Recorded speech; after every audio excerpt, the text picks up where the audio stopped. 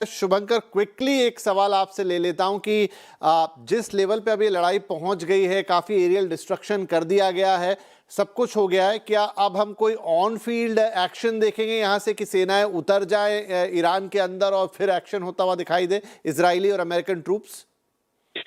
विपिन, ये मेरे हिसाब से नेक्स्ट टू इम्पॉसिबल है, बिकॉज अमेरिका पिछले कई घटनाओं में ये सीख चुका है कि मैन ऑन ग्राउंड उतारना उसके लिए कहीं मुफीद नहीं रहा है। और ये चाहे आपका इराक हो, अफगानिस्तान हो, वियतनाम हो, हर जगह अमेरिका को मुंह की खानी पड़ी है।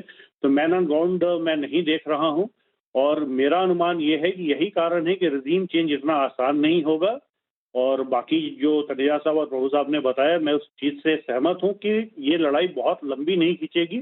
सब लोग मिलकर फटाफट इसको क्लोज करने की कोशिश करेंगे और कोई ना कोई ऐसा हल निकलेगा जो ईरान की फिर से मेरा ये मानना है कि रजीम चेंज नहीं होगा, मुल्ला रजीम ही चलती रहेगी, बट थोड़ा सा मॉडरेशन आएगा एंड अमेरिका को एकोमोडेट किया जाएगा।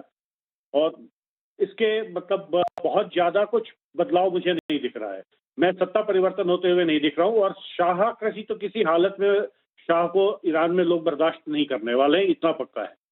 जी, चलिए, तो पिछले 35 घंटों में बहुत कुछ हुआ और आई थिंक अगले 24 घंटे अगेन फिर बहुत इंपॉर्टेंट होने वाले हैं, जिसमें शायद ये समझ में आ जाएगा कि अब ये पूरी स्थिति किस तरफ जा रही है, फाइनली ईरान का क्या डेस्टिनी होने वाला है, और ये पूरा जो मिडिल ईस्ट क्राइसिस इस समय खड़ा हो गया है, ये अपने पटाक्षेप की तरफ कब पहुंच रहा है, उससे बहुत सारी चीज़ें इम्पैक्ट हो रही हैं, जिसका पूरा विश्लेषण हमने शो के अंदर किया। लेकिन जैसा शुरुआत में भी कहा कि युद्ध की स्थिति पूरी दुनिया के लिए कहीं अच्छी नहीं है। सब यही चाहेंगे कि युद्ध जल्द से जल्द खत्म हो और चीज़ें सामान्य, और ख़ास तौर पे वो सारे भारतीय जो इस समय फंसे हैं और वो सारे लोग, पूरी मानवता जो युद्ध के कारण कहीं ना कहीं हर्ट होती है, उन सब के लिए प्रार्थनाएं रहेगी। बहुत बहुत धन्यवाद आप सभी लोगों का इस कार्यक्रम में शामिल होने के लिए।